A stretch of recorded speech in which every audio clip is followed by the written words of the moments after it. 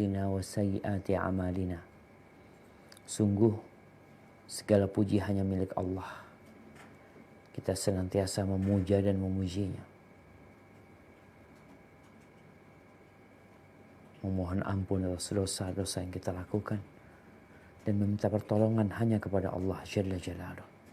Dan kita juga meminta perlindungan kepada Allah dari kejahatan jiwa kita yang kali membisikkan keburukan-keburukan, perkara-perkara jahat, bisikan-bisikan yang negatif, yang kalau bukan kepada Allah kita minta perlindungan kepada siapa, dan siapa yang dapat melindungi kita. Sebagaimana kita berlindung kepada Allah dari keburukan amal kita.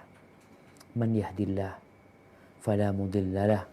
Barang siapa yang diberi petunjuk oleh Allah Jalla Jalaluh, maka tiada satupun yang dapat menyesatkannya.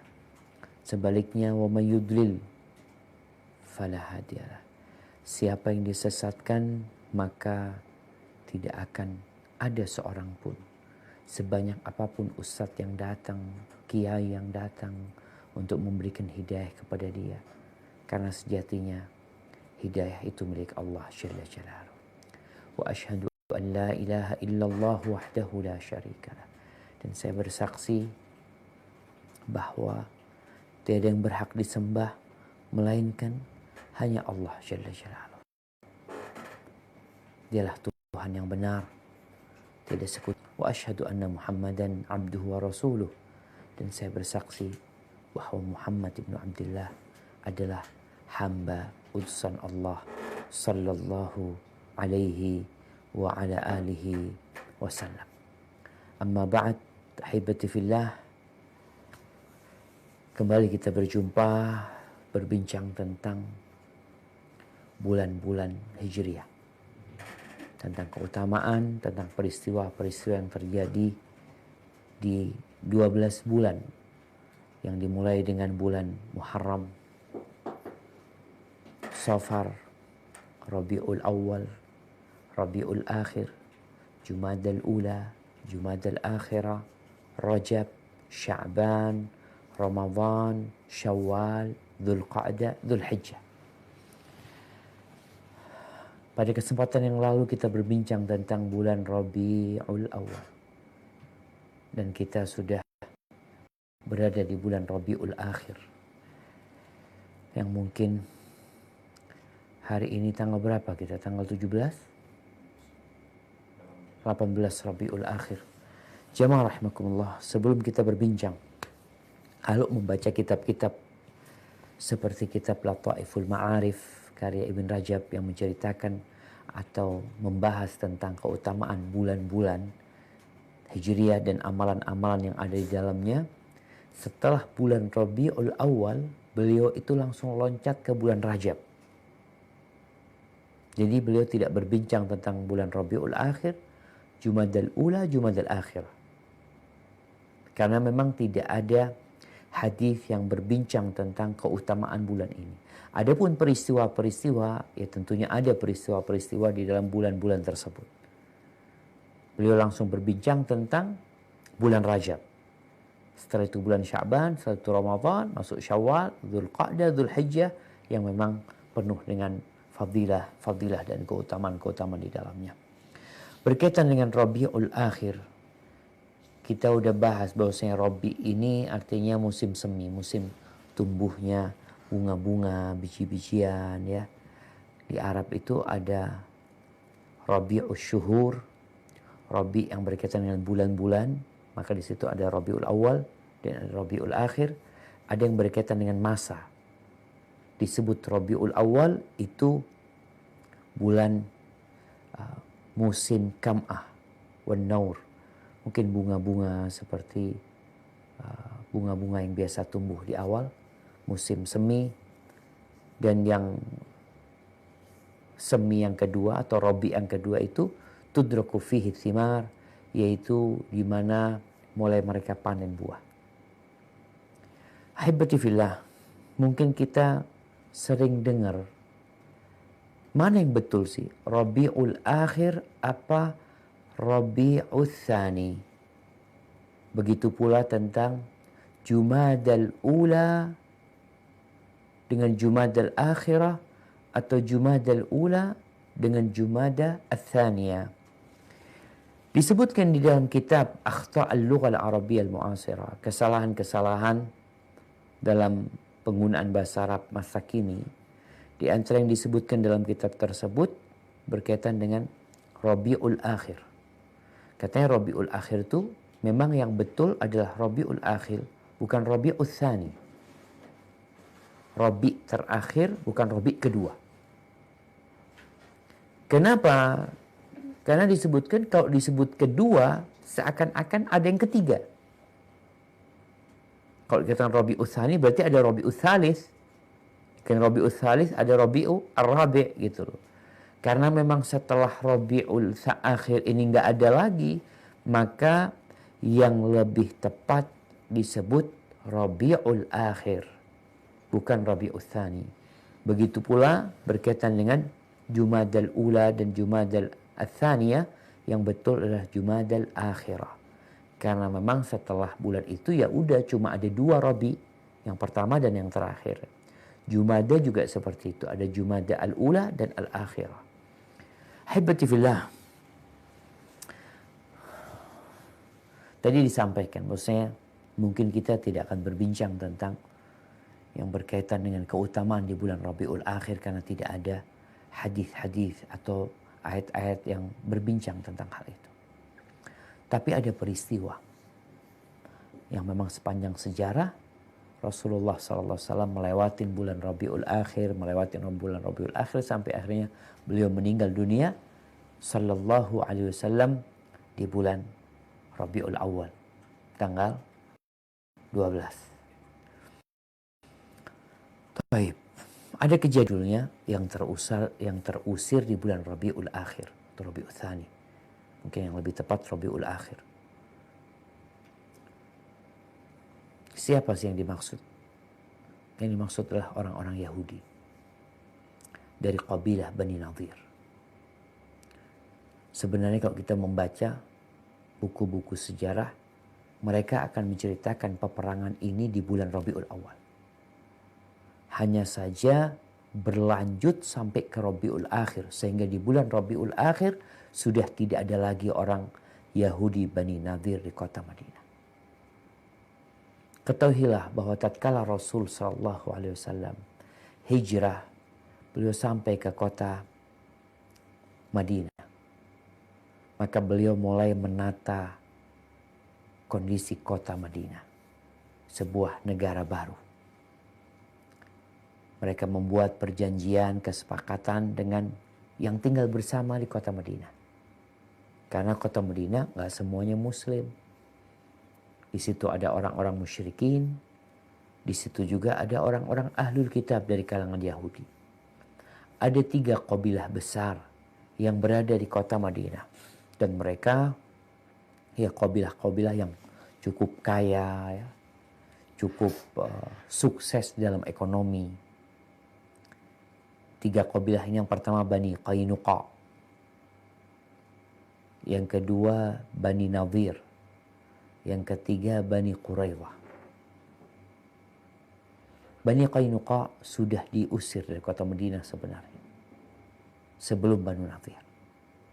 Hanya saja kejadian Banu Nadir ini Allah Azza wa Jal menurunkan sebuah surat, itu surat Al-Hasyr, yang disebut, diriwayatkan Ibnu Abbas menyebutnya itu surat Bani Nadir, surat tentang Bani Nadir.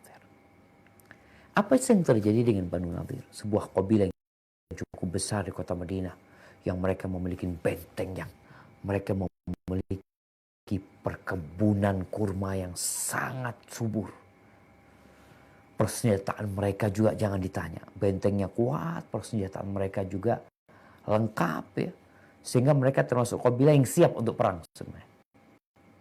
Maka Nabi SAW memilih untuk membuat perjanjian, tidak perang sama mereka, bahkan bersama-sama untuk menjaga kota Madinah.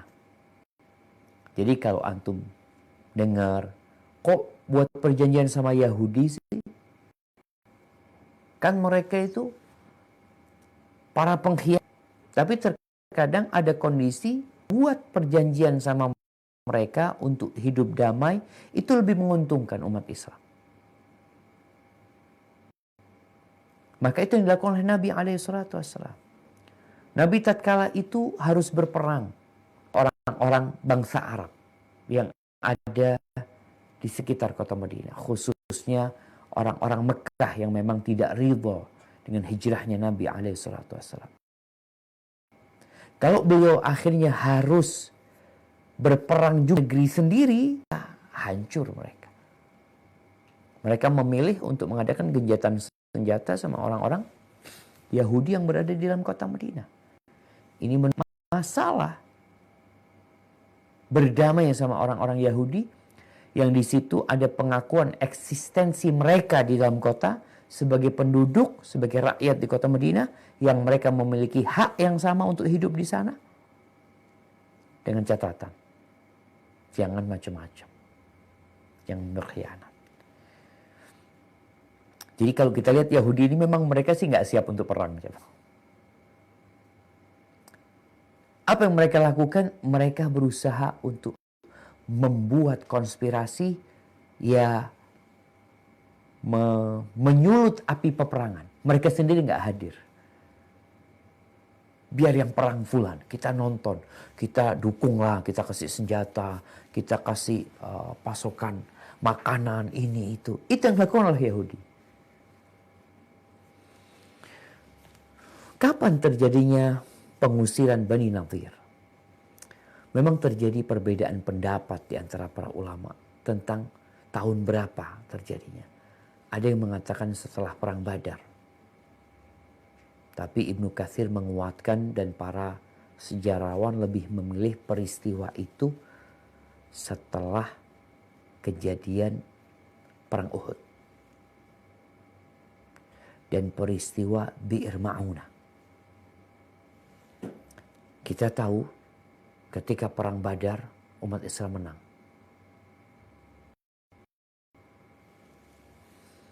Di sini Banu Qainuqa yang ngomong mereka, Muhammad itu ketemu orang yang nggak bisa perang. Kalau ketemu, mungkin kita tahu Banu Qainuqa ini yang mereka sempat mempermalukan seorang muslimah itu berangkat untuk bikin perhiasan emas, lalu kerudungnya atau pakaiannya diingkap auratnya, sehingga terjadi peperangan, mereka akhirnya diusir.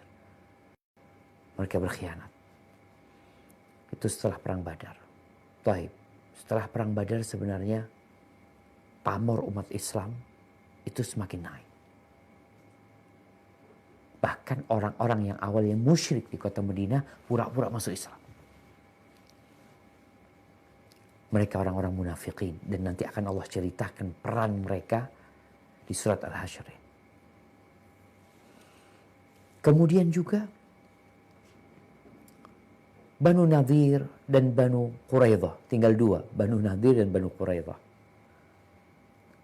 Banu Nadhir ini ya dia memperbarui perjanjian mereka dengan Nabi SAW. Mereka tidak mengikuti apa yang dilakukan Banu Qainuqa.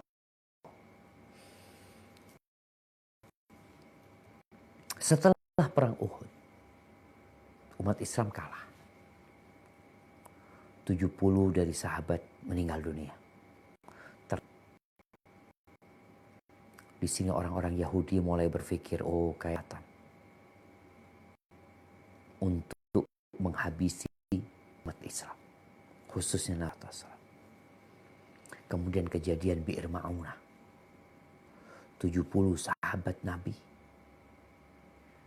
penghafal Al-Quranul Karim yang dikirim untuk ngajar, bukan untuk berperang, dibunuh.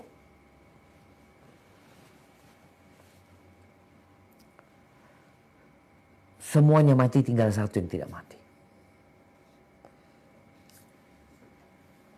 Di sini orang Yahudi mulai merasa besar kepala. Ternyata nggak seperti yang dibayangkan mereka gitu loh. Bayangan mereka, ya umat Islam ini kokoh, ternyata mereka tewas juga, kalah juga mereka. Setelah kejadian Bi'r Ma'unah itu, ada sahabat Nabi yang membunuh 2 orang dari Bani Kilab. Tanpa sengaja, dia pikir 2 orang ini adalah termasuk para sahabat Nabi di Bi'r Ma'unah. Ternyata itu 2 orang mendapatkan jaminan dari Nabi SAW. Mau tidak mau Nabi SAW harus membayar dia. Membayar 100 ekor onta untuk 1 nyawa. Atau 1000 dinar. Untuk 1 nyawa. Berarti 2000 dinar. 1000 dinar itu jamaah. Ya kita tahu. 4 kilo. Nah, 4 kilo seperempat emas. Kalau sekarang harga emas 1 juta jadi 4 miliar seperempat. 2. Berarti nyawa itu begitu dimuliakannya dalam Islam. Itu nyawanya orang kafir. 2 orang itu kafir. Tapi karena dalam perjanjian maka tidak boleh dibunuh. Ketika terbunuh dengan salah maka harus diganti mereka. Akhirnya Nabi SAW berangkatlah menjumpai Banu Nadir. Karena mereka, ya tadi Nabi SAW habis mengalami kekalahan di perang Uhud. Sehingga ya kalau bicara secara ekonomi mereka sedang sulit. Maka mereka datang ke Banu Nadir sesuai dengan perjanjian dan MOU yang dibikin. Mereka saling tolong menolong dalam rangka menjaga kota Madinah. Dan salah satunya dalam rangka membayar tanggungan-tanggungan yang harus dilunasi. Berangkatlah Nabi SAW menjumpai Banu Nadir. Lalu sampai di sana, Nabi ngomong kepada mereka tentang niat kedatangan beliau menjumpai mereka. Apa kata mereka? Inuka ala ma ahbabta. Ya Abu Qasim, kita akan bantu engkau. Tenang sudah. Akhirnya Nabi duduk nih, nggak disuruh masuk ke rumah Nabi ya di halaman rumah mereka, ya, di depan kebun kurma. Nabi nunggu. Mereka masuk ke benteng mereka, ke perumahan mereka.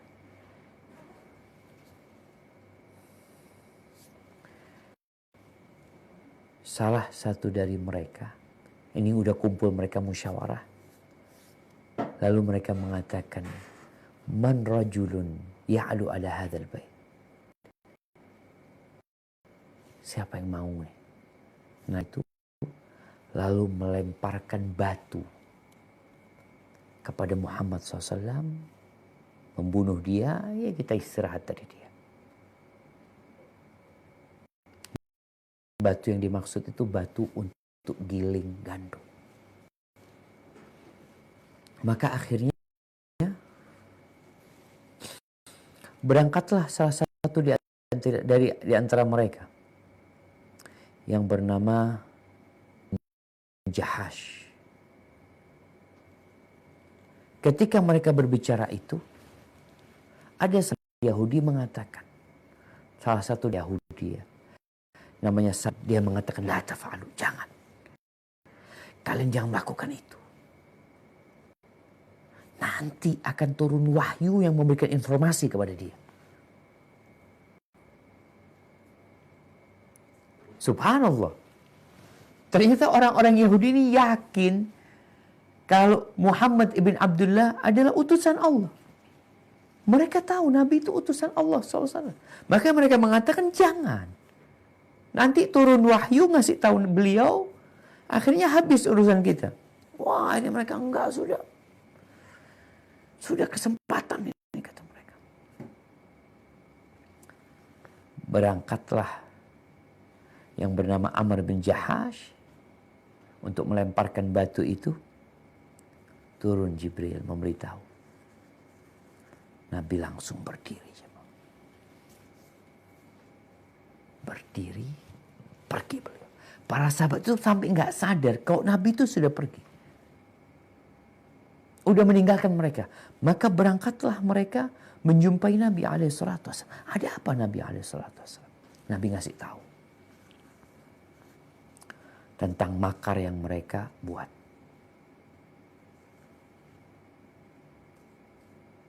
Mereka menutup diri sudah. Maka Nabi alaihissalam memberikan peringatan kepada Banu Nadir. Ini sudah pengkhianatan mereka kepada perjanjian yang dibuat. Bukannya mereka menolong, mereka malah mau membunuh Nabi alaihissalam. Akhirnya Nabi alaihissalam mengirim Muhammad ibn Maslamah. Beliau berkata kepada Muhammad bin Maslamah, "Idhab ila Yahud Bani Nadir wa qul lahum inna Rasulullah sallallahu alaihi wasallam arsalani ilaikum an ikhruju min biladi." Katakan kepada mereka bahwa Rasulullah SAW mengutusku kepada kalian agar kalian meninggalkan negeri ini. Kalian telah merusak perjanjian yang dibuat. Dan kalian telah berniat untuk berkhianat. Waqad ajjaltukum ashran. Sampaikan kepada mereka, waktu kalian cuma 10 hari. Ini di bulan Rabiul Awal. Waktu kalian hanya 10 hari. Faman ru'iya ba'du minkum darabtu unuqahu. Yang setelah 10 hari masih tinggal, aku penggal kepalanya.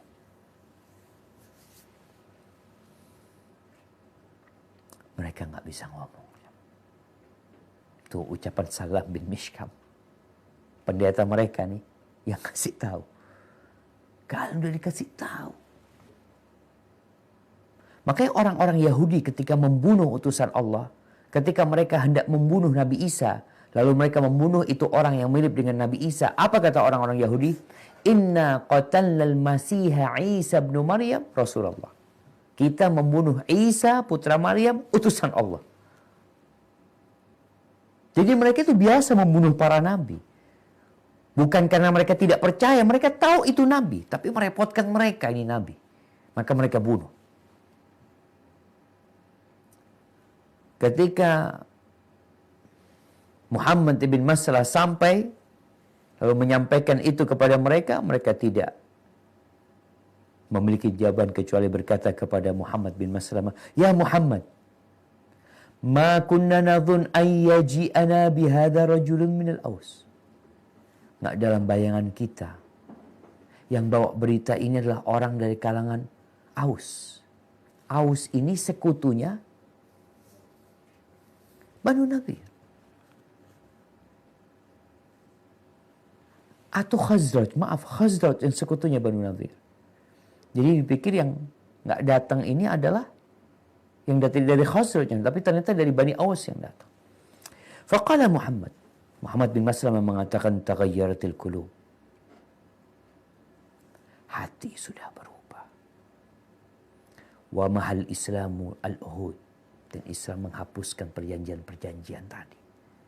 Artinya kesepakatan mereka saling tolong-menolong sama Yahudi antara orang-orang Al-Khazraj sama orang-orang Aus udah selesai.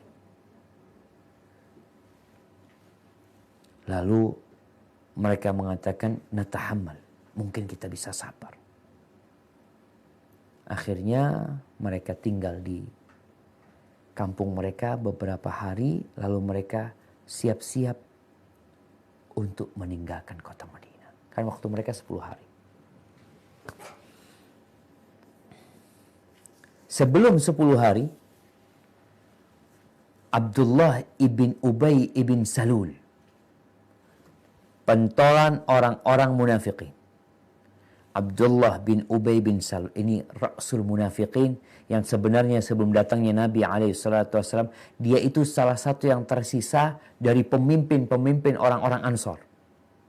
Yang mereka hendak meletakkan mahkota di kepalanya Abdullah bin Ubay bin Salul. Datang Nabi SAW, selesai urusan dia. Maka Abdullah bin Ubay bin Salul mengirim orang berkata kepada Banu Nadir, uthbutu wa tamanna'u fa inna lan nuslimakum. Kalian tetaplah di tempat kalian. Kalian jaga diri kalian. Kenapa? Kami tidak akan menyerahkan kalian. Wa in qutiltum qatalnakum. Ini karena dia bersekutu dengan Banu Nadir, dengan orang Yahudi ini. Kalau kalian diperangi, kami akan berperang bersama kalian. Wa in ukhrijtum kharajna ma'akum. Kalau kalian diusir, kita akan keluar bersama kalian. Itu jemaah orang-orang munafikin ya. Mereka bukan membela orang Islam, mereka malah bersekutu sama orang-orang Yahudi. Wala takhruju. Kalian jangan keluar. Fa inna ma'i minal Arab wa mimman indawa ila qaumi. Bersamaku ada dari bangsa Arab dan yang bergabung bersama kaumku. Di sebuah riwayat dikatakan 2000, dia mengatakan ada 1000 orang. Faqimu. Kalian tetaplah di tempat kalian. Fahum yadkhuluna ma'akum husunakum. Mereka akan ikut bergabung bersama kalian di benteng kalian. Wa yamutuna an akhirihim. Mereka akan ikut mati bersama kalian.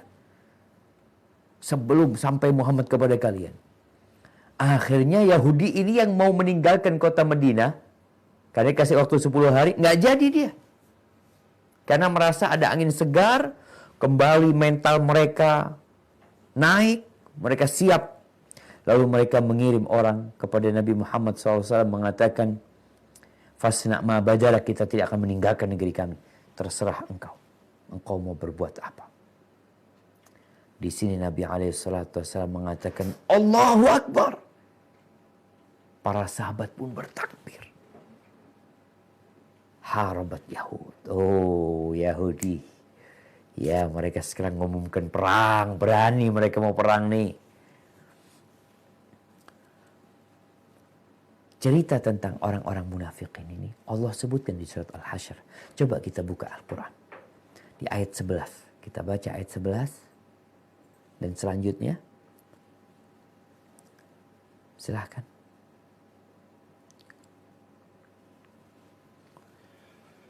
A'udzu billahi minasy syaithanir rajim. Bismillahirrahmanirrahim.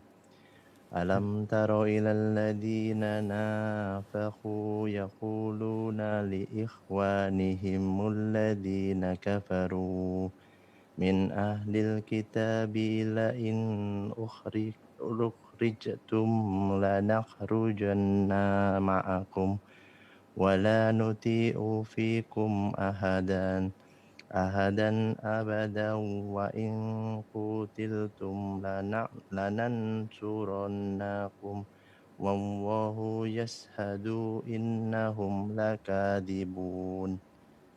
Tidakkah engkau memperhatikan orang-orang munafik yang berkata kepada saudara-saudaranya yang kafir di antara ahli kitab, sungguh jika kamu diusir, niscaya kami pun akan keluar bersama kamu.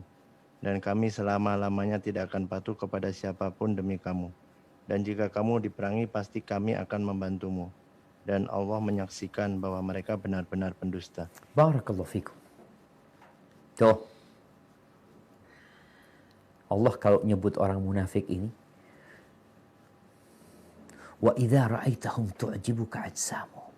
Kalau kau melihat mereka, penampilan mereka menakjubkan. Wa ayyaqulu tasma' likan. Kalau ngomong Allah, engkau akan dengar omongan mereka. Memukau pembicaraan mereka. Kita lihat nih. Bagaimana Allah menyebutkan ucapan orang-orang munafikin kepada orang-orang Yahudi. Hati-hati jemaah. Ketika ada sebagian orang condong sama orang-orang kafir, hatinya bersama mereka. Bahkan Allah menyebutkan di sini, yaquluna li ikhwanihim, disebutkan saudara-saudara mereka yang kafir. Orang-orang beriman itu bersaudara, tapi di sini orang munafikin, saudaranya bukan orang beriman. Siapa? Orang-orang kafir. Mereka bersumpah. Kalau ngomong itu sumpah. Lalu apa kata Allah tentang mereka? Nah, silakan dibaca di ayat 12, 13, 14. Nah.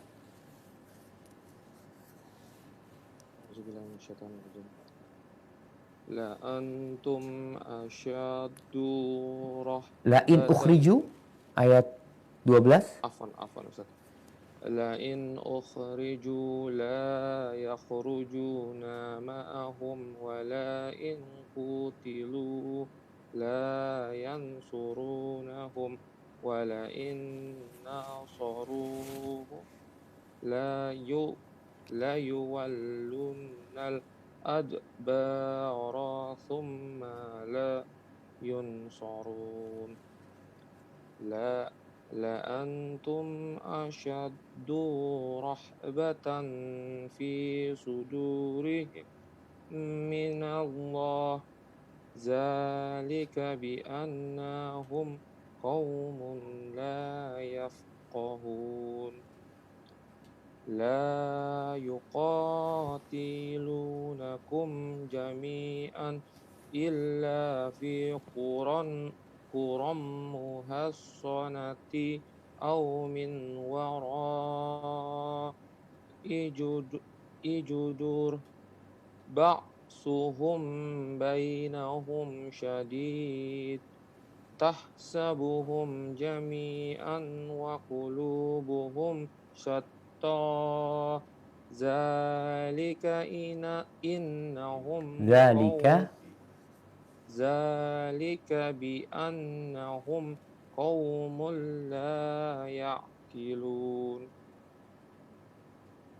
Sesungguhnya jika mereka diusir, orang-orang munafik itu tidak akan keluar bersama mereka. Dan sesungguhnya jika mereka diperangi, niscaya mereka tidak akan menolongnya. Sesungguhnya jika mereka menolongnya, niscaya mereka akan berpaling lari ke belakang. Kemudian mereka tidak akan mendapat pertolongan. Sesungguhnya kamu dalam hati mereka lebih ditakuti daripada Allah. Yang demikian itu karena mereka adalah kaum yang tidak mengerti. Mereka tidak akan memerangi kamu dalam keadaan bersatu padu, kecuali dalam kampung-kampung yang berbenteng atau di balik tembok. Permusuhan antara sesama mereka adalah sangat hebat. Kamu kira mereka itu bersatu, sedang hati mereka berpecah belah. Yang demikian itu karena sesungguhnya mereka adalah kaum yang tidak mengerti. Subhanallah jemaah. Itu yang terjadi. Bicara orang-orang munafikin, bicara orang-orang Yahudi, tali tiga uang mereka. Mereka penakut. Berbeda dengan orang yang beriman. Buat mereka, tatkala mereka berjihad di jalan Allah Azza wa Jal, kalah atau menang buat mereka adalah kemenangan. Keberuntungan buat mereka. Mereka menang, pulang membawa harta rampasan perang, mereka selamat, mereka masih hidup, mereka mati, disambut bidadari-bidadari di surga. Mereka keluar dari penjara. Sedangkan orang-orang Yahudi, makanya kenapa mereka orang yang berpikir untuk berperang dari jarak jauh. Pakai tank-tank mereka, sembunyi di dalam benteng-benteng mereka. Mereka bangun tembok-tembok yang tinggi karena mereka ketakutan. Mereka lebih takut kepada manusia daripada kepada Allah Azza wa Jalla. Jadi yang terjadi sebenarnya antara orang-orang munafikin dan orang-orang Yahudi, bagaimana mereka berusaha untuk membackup orang-orang Yahudi, ternyata bohong. Itu hanya omongan belaka. Maka hati-hati kita itu dengan pembisik-pembisik yang menyuruh kita melakukan keburukan, lalu mereka mengatakan tenang aku bersamamu. Bohong mereka. Maka Allah sebutkan nih, mereka seperti apa, permisalan mereka seperti apa. Nah, silakan dilanjutkan di ayat 10, 16, dan 17. Nah. Ayat ayat berapa? Ayat 15. 15 sampai 17. Nah. Bismillah. Kamatsalil ladzina min qablihim qariba Zaku wabala amrihim walahum azabun alim. Kama salis syaitani iz qala Lil lil lil insani insani lil insani kfur falamma kafara qala inni bari'um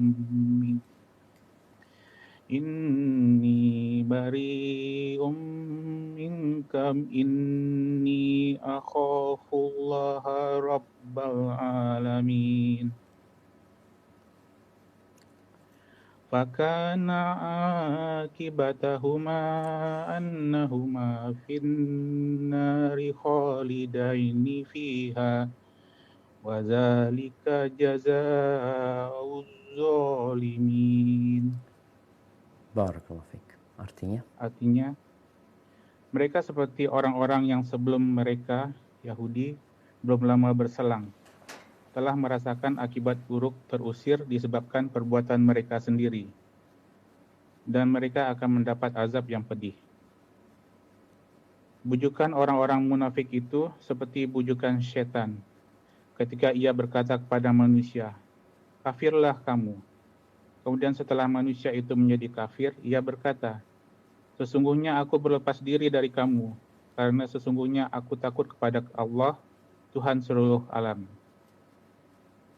Maka kesudahan bagi keduanya bahwa keduanya masuk ke dalam neraka, kekal di dalamnya. Demikianlah balasan bagi orang-orang zalim. Subhanallah jemaah. Ya. Peristiwa yang terjadi itu disebabkan mereka tidak mengambil pelajaran. Bukankah Banu Qainuqa sudah diusir gara-gara perbuatan mereka?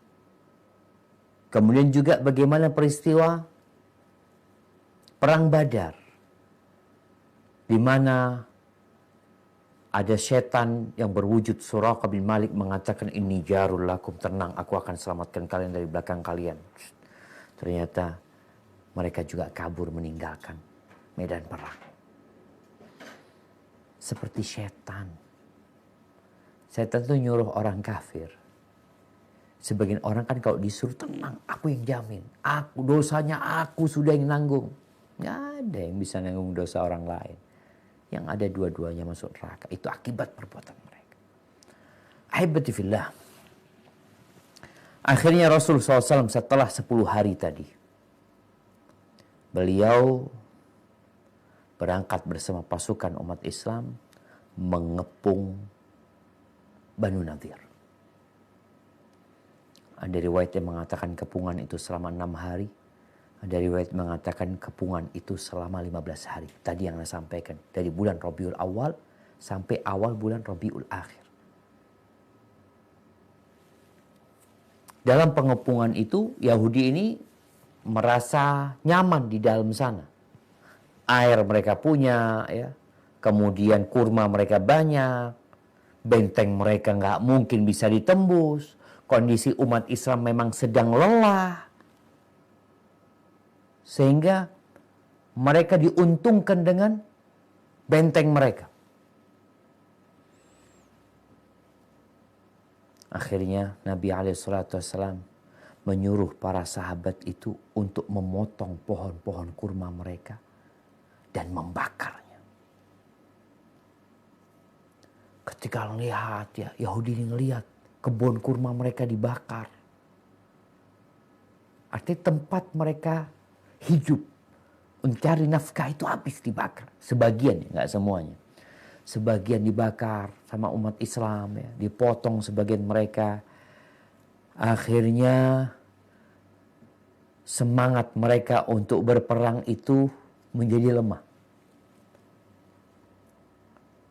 Lalu mereka berpikir, Muhammad, mereka mengatakan, bukankah engkau melarang kami untuk membuat kerusakan di muka bumi ini?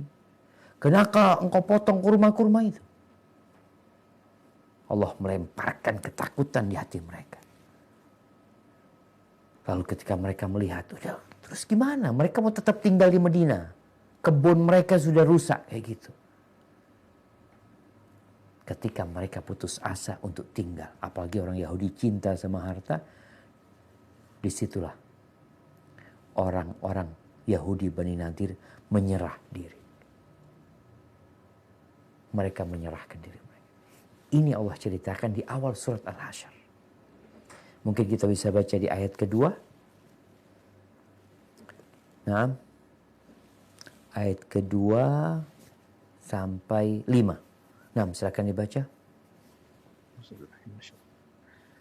Wa akhrajatil ardu athqalaha. Ini surat Az-Zilzalah, surat Al-Hasyr. Nah, tafadhal. Mas Zubair. Barakallahu fikum. Nah, tafadhal. Ya, terus. Huwa allazi akhrajal ladzina kafaru min ahlil kitabi min diyarihim li awwalil hasyr ma dhanantum ay yakhruju wa dhannu annahum mani'atuhum husunuhum minallahi fa'atahumullahu min haitsu lam yahtasibu وَقَذَفَ فِي قُلُوبِهِمُ الرُّعْبَ يُخْرِبُونَ بُيُوتَهُمْ بِأَيْدِيهِمْ وَأَيْدِي الْمُؤْمِنِينَ فَاعْتَبِرُوا يَا أُولِي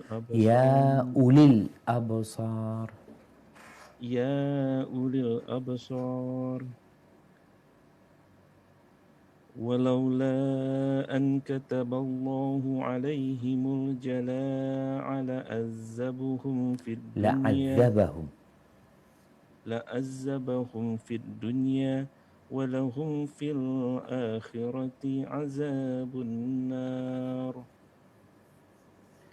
ذلك بأنهم شقوا الله ورسوله ومن يشق الله فإن الله شديد العقاب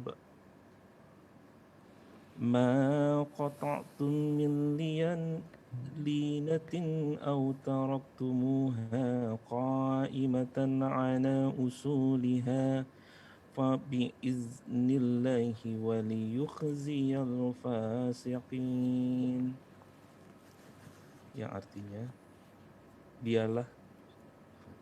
Dialah yang mengeluarkan orang-orang kafir di antara ahli kitab dari kampung halamannya pada saat pengusiran yang pertama. Kamu tidak menyangka bahwa mereka akan keluar dan mereka pun yakin benteng-benteng mereka akan dapat mempertahankan mereka dari siksaan Allah. Maka Allah mendatangkan siksaan kepada mereka dari arah yang tidak mereka sangka-sangka. Dan Allah menanamkan rasa takut ke dalam hati mereka sehingga mereka memusnahkan rumah-rumah mereka dengan tangannya sendiri dan tangan orang-orang mukmin. Maka ambillah kejadian itu untuk menjadi pelajaran, wahai orang-orang yang mempunyai pandangan. Dan sekiranya tidak karena Allah telah menetapkan pengusiran terhadap mereka, pasti Allah mengazab mereka di dunia, dan di akhirat mereka akan mendapat azab neraka. Yang demikian itu karena sesungguhnya mereka menentang Allah dan Rasul-Nya.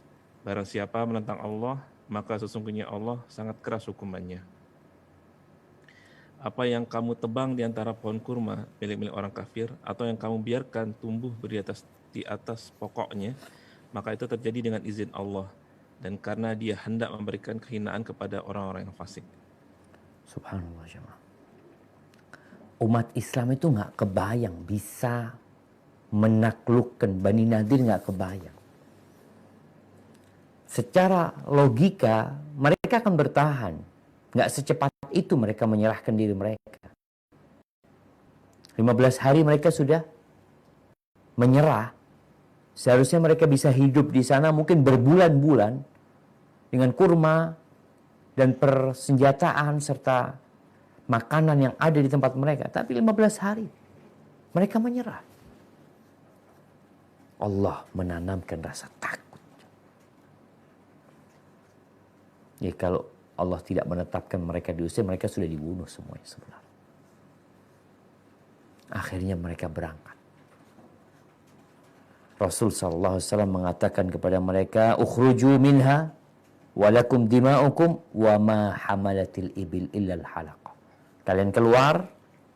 Ini kalau ketika mereka menyerah, silahkan kalian keluar. Bagi kalian, nyawa kalian dan yang mau dibawa silahkan. Yang bisa dibawa oleh onta. kecuali persenjataan. Senjata nggak boleh. Akhirnya mereka ridho. Mereka mempersiapkan 600 ekor onta. Bayangin ya. Mereka itu punya 600 ekor onta di dalam benteng mereka. Kalau mereka mau bertahan, tiap hari mereka makan mungkin 10 ekor onta, kebanyakan itu mungkin. Mungkin 5 ekor onta mereka sembelih ya. Mereka akan bertahan berhari-hari, berbulan-bulan. Tapi mereka menyerah. Akhirnya mereka lakukan, rumah mereka rusak.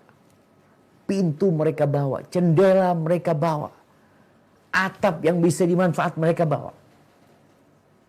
Salah satu sebab mereka melakukan itu supaya nggak dimanfaatkan umat Islam. Mereka keluar, Muhammad bin Maslamah itu yang mengecek mereka, nggak boleh bawa persenjataan. Di antara mereka ada yang membawa Salam ibn Abil Haqiq ya. Ini bukan Salam bin Mishkam, ada Salam bin Abil Haqiq. Dia itu membawa sepenuh kulitnya sapi jantan, emas dan perak. Mereka berpikir sudah selama-lamanya meninggalkan kota Madinah. Ketika mereka bertanya, kemana kita pergi? Ke Tanah Mahsyar, ke Syam. Karena memang kebanyakan mereka berangkat ke Syam. Mereka membawa tadi 600 ekor onta dan disebutkan ketika mereka keluar itu mereka pakai gendang-gendang jemaah ya, supaya umat Islam itu tidak senang dengan keluarnya mereka. Seakan-akan mereka meninggalkan Madinah dengan bahagia.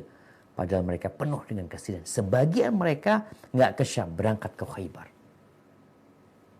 Yang nantinya mereka pun, orang-orang Khaybar akan diperangi oleh umat Islam. Kemudian Banu Nadir ini menyimpan dendam. Di antara yang menyimpan dendam itu adalah bapaknya Sofia.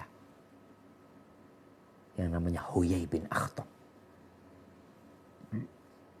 Dia yang nanti akan mengompori orang-orang musyrikin lagi ke Mekah agar mereka menyerang kota Madinah dengan bangsa Arab sejumlah 10.000 tentara pada waktu itu.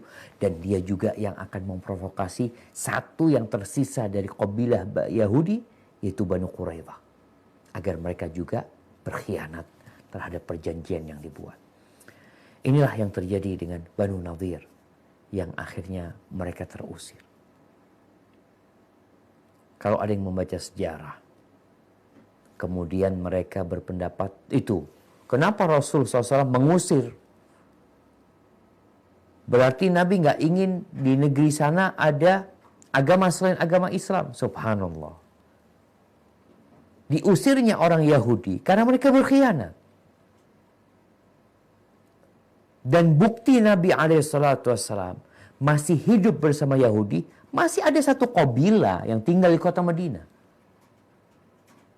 Bani Quraidah.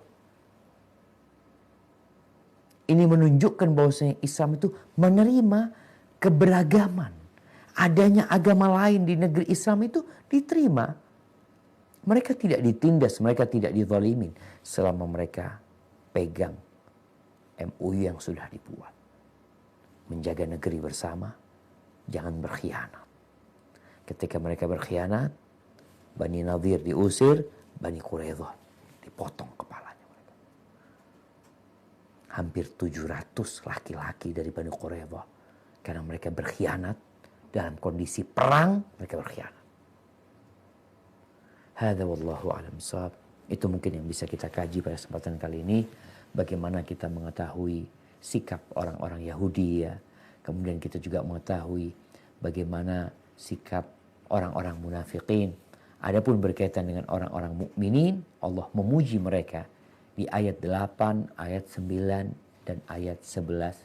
Ayat 8, 9 dan 10 dari surat Al-Hasyr mungkin bisa dibaca nanti. Mungkin kita masuk ke sesi tanya jawab. Nah, ana persilahkan. Barakallahu fiikum. Iya, terima kasih Ustaz. Jazakallah khair. atas kajian pada malam hari ini. Sudah ada pertanyaan yang masuk kepada kami.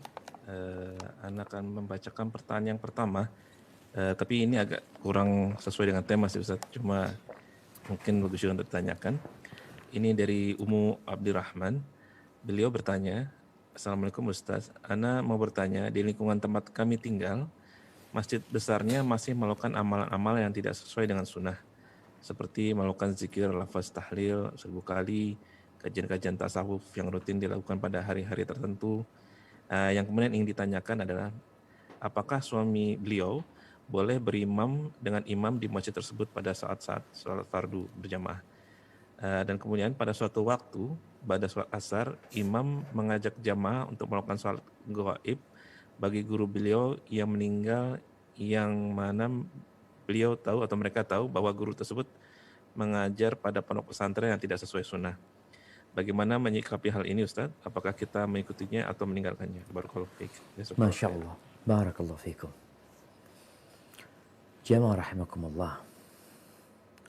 Ahlus sunnah wal jamaah adalah kelompok yang paling mengasihi kepada yang lainnya. Mereka mengikuti apa yang diajarkan oleh Allah dan Rasulnya. Berkaitan dengan pertanyaan tadi, apakah boleh kita sholat di masjid yang tadi, yang mengamalkan amalan-amalan yang tidak sesuai dengan sunnah Nabi SAW. Kalau kita bicara bermakmum kepada imam yang di masjid tersebut, nggak ada masalah. Selama sholatnya imam itu sah di dirinya, maka buat makmum sah sholat dia. Nggak masalah kita sholat. Karena sholat kita sah di belakang imam yang sholat dia sah. Dia muslim. Selama dia muslim, dia tidak melakukan perbuatan-perbuatan yang membuat dia keluar dari Islam. Mungkin ada kesalahan-kesalahan dalam tata cara ibadah yang tidak sesuai dengan sunnah. Maka sholat makmum di belakang imam seperti itu sah. Walaupun tentunya kalau kita ada imam mungkin yang sesuai dengan sunnah, maka lebih nyaman buat kita sholat di belakang mereka. Tapi kalau bicara sah sholatnya makmum di belakang imam tersebut. Kemudian pertanyaan kedua berkaitan dengan sholat gaib. Bolehkah kita sholat gaib? Kita sholat gaib, jangan bicara sholat gaib, sholat jenazah pertama. Untuk saudara kita yang muslim itu disyariatkan. Walaupun dia tadi mungkin banyak dosanya. Mungkin dia mengamalkan kemaksiatan. Atau mungkin dia melakukan amalan-amalan yang tidak sesuai dengan sunnah. Apakah boleh kita mensolatin dia? Boleh. Tafadhal. Bermakmum kepada imam untuk mensolatin jenazah. Adapun kalau bicara sholat gaib, maka di sini ada perselisihan di antara para ulama. Apakah kita sholat gaib untuk orang yang sudah disolatin atau nggak perlu? Karena orang itu sudah disolatin. Dalil yang digunakan oleh banyak ulama tentang dianjurkannya sholat gaib itu berkaitan dengan hadis Najasyi yang meninggal di Habasyah sana, memang nggak ada yang maka Nabi pun sholatin. Namun para ulama sebagian mensunahkan sholat gaib tersebut. Jadi kalau kita pas di masjid, kita mau mensholatin gaib, sebenarnya boleh-boleh aja. Walaupun mungkin yang lebih kuat adalah tidak dianjurkannya sholat gaib kalau orang itu sudah disolatin. Tapi ingat masalah ini memang masalah khilafiyah di antara para ulama yang kita perlu berlapang dada menghadapi masalah ini. Jazakumullah khairan. Barakallahu fikum. Nah.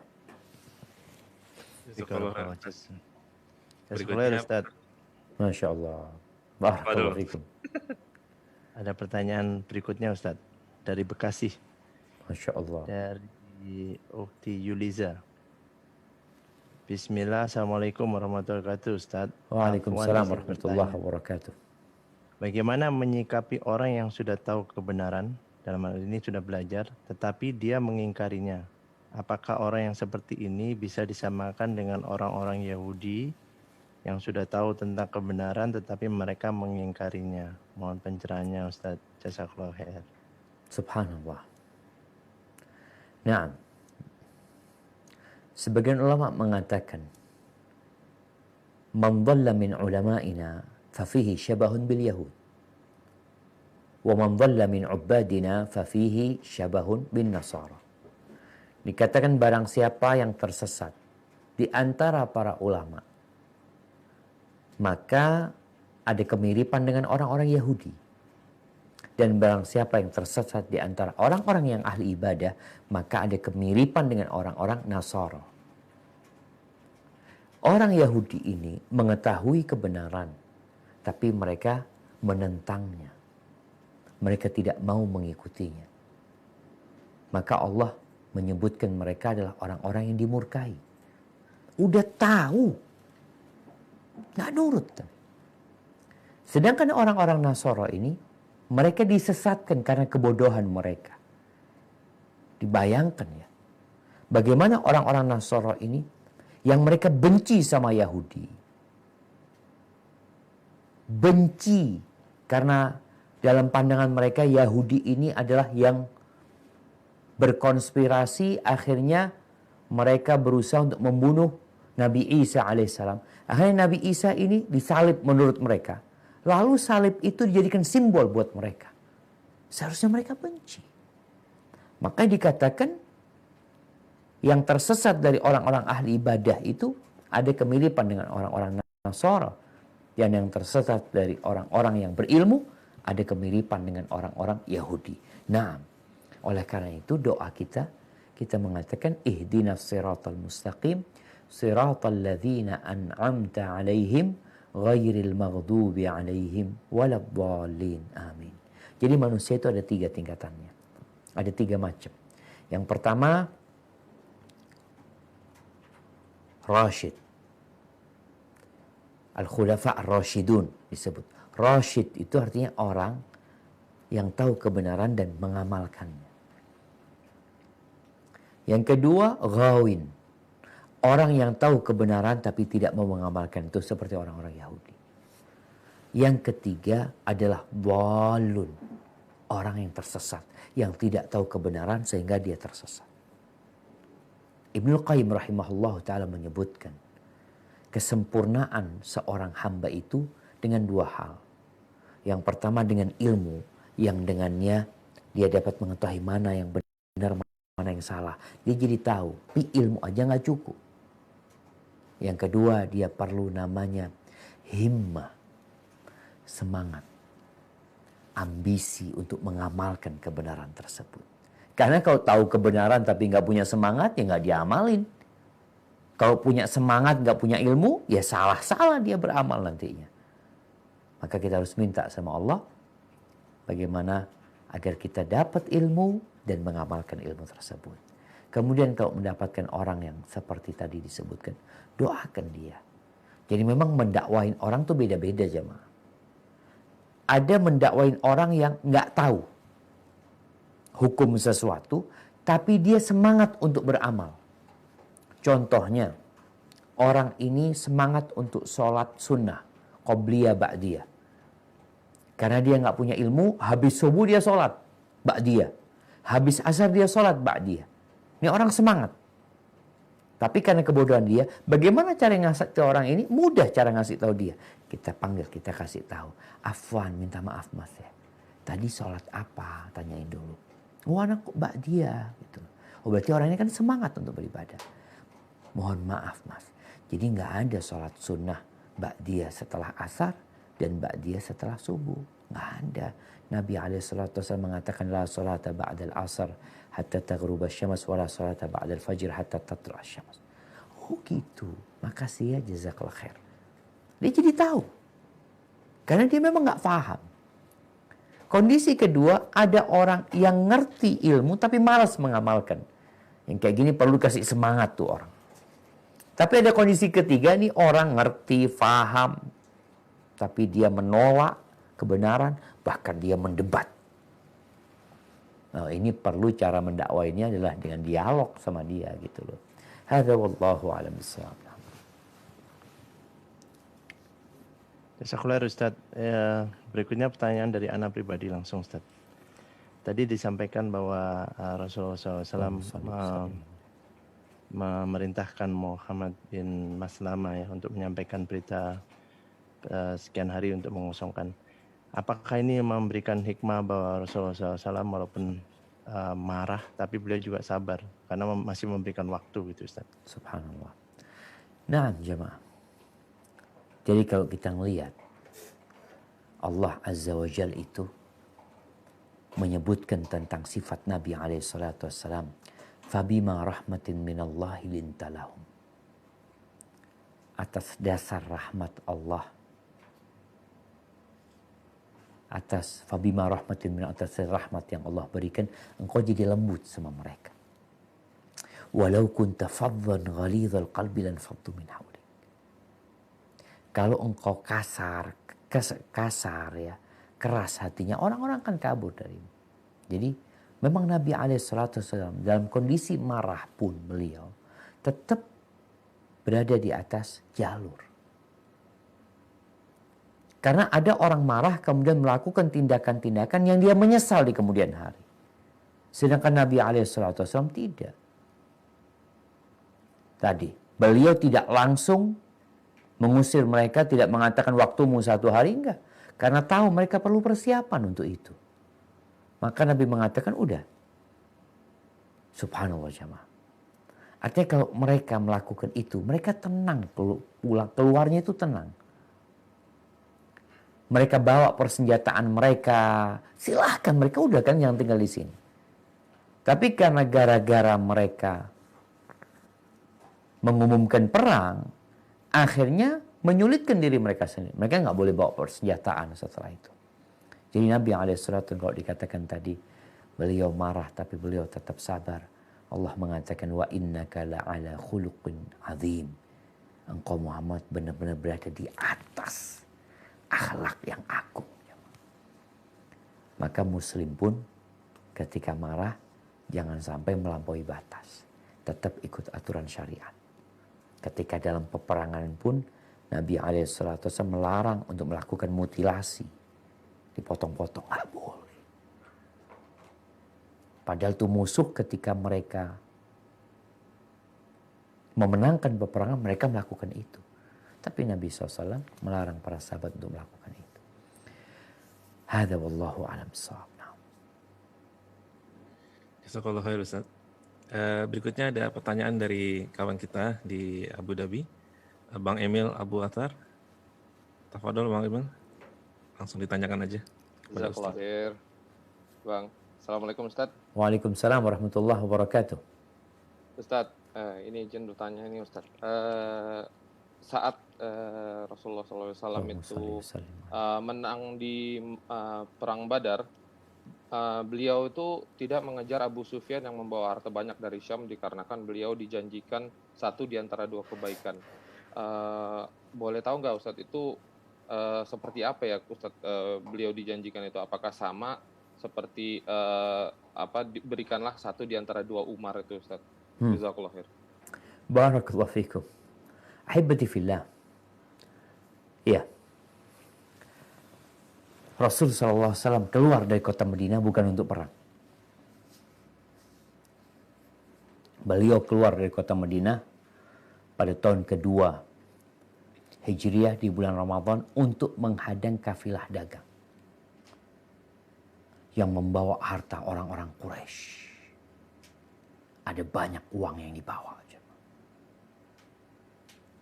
Ada puluhan ekor onta yang membawa dagangan mereka. Bahkan mungkin lebih dari 100 ekor onta yang membawa dagangan mereka. Ya.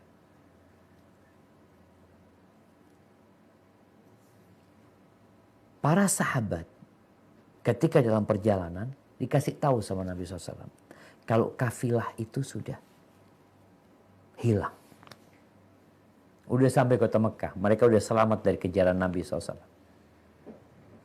Nggak mungkin mereka mengejar. Sedangkan yang ada adalah pasukan orang-orang kafir Quraisy yang jumlahnya 1.000 orang. Dengan baju besi lengkap. Mereka ada 600 orang yang pakai baju besi. Sedangkan para sahabat ini, mereka bukan berangkat untuk perang. Para sahabat berharap yang mereka jumpai itu adalah kafilah dagang gitu. Maka Nabi SAW bermusyawarah sama mereka, ini gimana sekarang? Akhirnya semua sahabat, walaupun dalam hati mereka ingin kafilah itu yang dijumpain, tapi mereka mengatakan, ya Rasulullah, kita akan bersamamu. Imdi lima amarakallah. Engkau silahkan pergi sesuai dengan Allah yang perintahkan kepadamu. Dan kalau bicara mana yang lebih baik, secara logika lebih baik kafilah dagang itu. Tapi secara realita lebih baik pasukan orang-orang Quraisy. Kalau umat Islam membawa harta rampasan perang, membawa kafilah dagang itu ke kota Madinah, ya biasa aja. Tapi ketika mereka memenangkan perang terhadap orang-orang musyrikin, dan di sana terbunuhnya orang-orang yang selama ini menyakiti Nabi SAW. Pentolan-pentolan mereka, Abu Jahal mati, Umayyah bin Khalaf tewas, Uqbah bin Abi Mu'aid, Al-Walid ibn Utbah, banyak yang mati di antara mereka. 70 orang-orang musyrikin yang tewas pada waktu itu. Itu menjadi sebuah keutamaan yang lebih buat para sahabat yang ikut perang. Bahkan, nih, jadi kalau bicara dua-duanya baik, tapi yang lebih baik adalah perang Badar sebenarnya. Bagaimana Rasul SAW menceritakan tentang keutamaan orang-orang yang ikut perang Badar. Beliau mengatakan kepada Umar bin Khattab radhiyallahu anhu, "Amma alimta bi anna Allah tala'a ala ahli Badr." Engkau tahu enggak Umar? Allah itu memandang kepada orang-orang yang ikut perang Badar. Lalu Allah mengatakan kepada mereka, "I'malu ma syi'tum faqad ghafartu lakum." Silahkan kalian berbuat semau kalian. Aku telah mengampuni dosa-dosa kalian. Jadi keutamaan yang ikut perang Badar ini jauh lebih daripada kalau mereka dapat kafilah dagang. Sehingga para sahabat yang ikut perang Badar itu, ya kalau disebutkan, min ahlil Badar. Atau disebut al-Badri.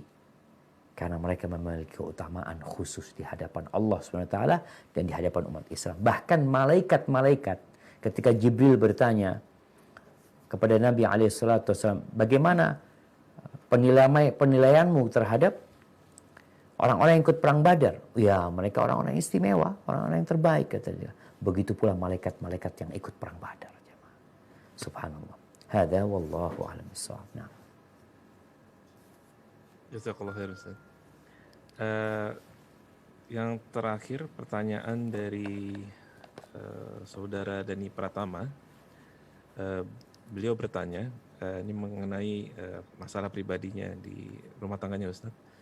Assalamualaikum warahmatullahi wabarakatuh Ustaz. Waalaikumsalam warahmatullahi wabarakatuh. Istri Ana pergi dari rumah dan meninggalkan Ana dengan membawa anak-Ana. Dan istri Ana selalu meminta cerai. Pertanyaan beliau, apakah jika anak Ana salah didik dalam konteks agama yang tidak sesuai Al-Quran dan hadis dan jauh dari Allah, apakah anak kelak di akhirat menanggung dosanya Ustaz? Naam jamaah. Ahibati fillah, semua ingin rumahnya menjadi surganya. Tapi terkadang yang diinginkan tidak terjadi.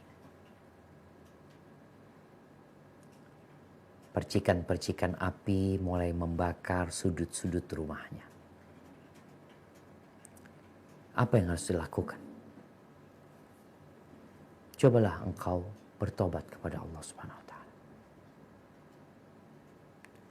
Dalam sebuah hadis disebutkan, "Ma furiqa baina itsnain." Tidaklah dua orang dipisahkan kecuali karena dosa yang dilakukan oleh salah satu dari keduanya. Maka bertobatlah kepada Allah SWT. Dekatkan dirimu kepada Allah Jalla Jalaluhu. Kemudian, kalau sudah berpikir untuk bercerai, artinya tidak ada solusi. Apakah sudah ada mediasi apa belum? Terkadang hanya masalah komunikasi. Terkadang ada suami-suami yang udah ngaji, tapi mungkin dia belum pandai mengambil hati istrinya. Tapi kalau memang sudah diputuskan untuk bercerai, ya bismillah, semoga itu yang terbaik. Terus gimana dengan masalah anak? Anak itu 100% tanggung jawab bapaknya. Engkau akan ditanya sama Allah SWT. Dan buat para bapak yang bercerai sama istrinya, ingat tanggung jawabmu terhadap anakmu tidak ada yang berubah. Tanggung jawab secara materi, tanggung jawab secara perasaan, tanggung jawab secara pendidikan, full tanggung jawab bapak.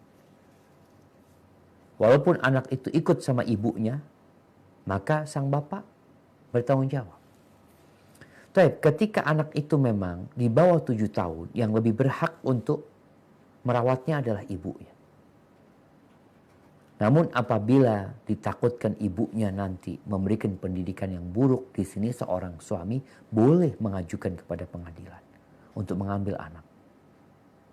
Kalau memang kondisinya ditakutkan anak itu tidak mendapatkan pendidikan yang baik dan benar dari ibunya.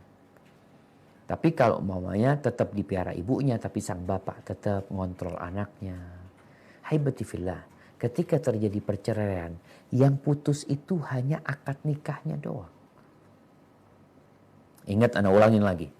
Ketika terjadi perceraian, yang putus itu akad nikahnya. Tali persaudaraan itu tidak putus. Itu perempuan, ibu anakmu. Ini laki-laki, bapak anakmu. Itu mertua, kakek anak. Jadi yang terputus itu hanya tali pernikahan. Sedangkan tali persaudaraan nggak putus. Maka jangan sampai perceraian itu membuat setan ini senang. Karena orang kalau nggak belajar tentang pernikahan dan perceraian, biasanya kalau terjadi perceraian sama tinggal sudah. Nggak saling kenal lagi mereka. Seakan-akan tidak pernah ada cinta yang bersemi di antara mereka. Padahal di situ ada banyak kebaikan. Maka ketika terjadi perceraian yang putus tadi, ya udah mungkin memang udah bukan jodohnya.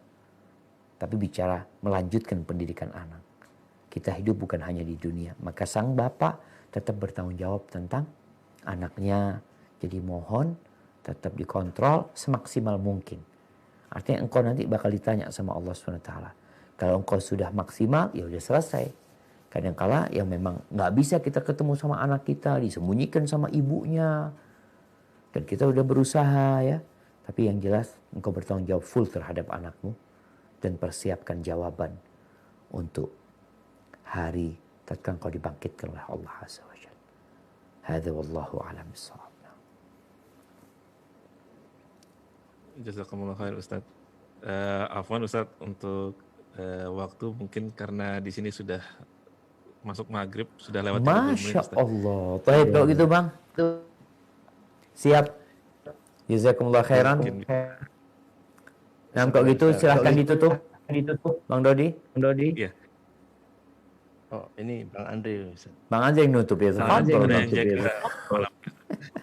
Taib jazakumullah khair Bang. Insyaallah. Taib jazakumullah. Terus Ustaz. Alhamdulillah. Semoga kajian ini menjadi barokah untuk kita semua. Dan kita semua bisa mengambil ibrah dari yang sudah kita terima, kita pelajari pada hari ini. Semoga Allah SWT memudahkan kita semua, terutama kami dari panitia agar bisa lebih baik lagi ke depannya insya Allah. Jangan lupa untuk subscribe SRB Official, baik ke YouTube, Facebook, dan Instagram. Juga jangan lupa untuk subscribe ke Lorong Faradisa, salah satu afiliasi dari SRB.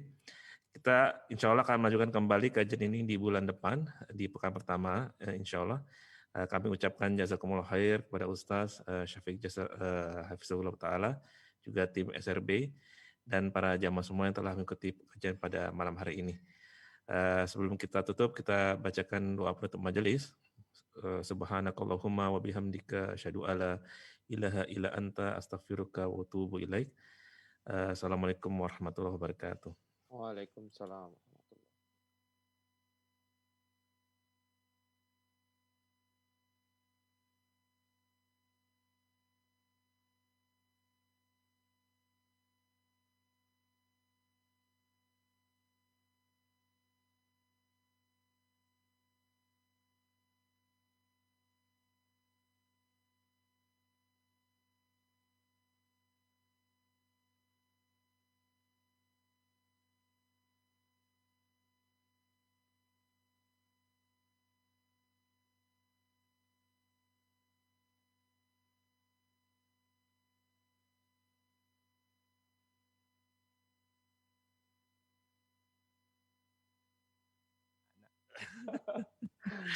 Amin. Assalamualaikum. Waalaikumsalam warahmatullahi wabarakatuh. Waalaikumsalam. Ya, Ana tutup ya Mas, insyaallah. Ntar dulu. Ana mau ngirim ini ada dari Abu Irham, ini siapa ya? Ini. Asalnya pesan ke Anan. Oh, oke. Afwan, jazakumullah khair pada. Oh, antum belum sholat ya? Belum. Emang antum udah? Ana tadi sempat keluar. Jazakallah ya udah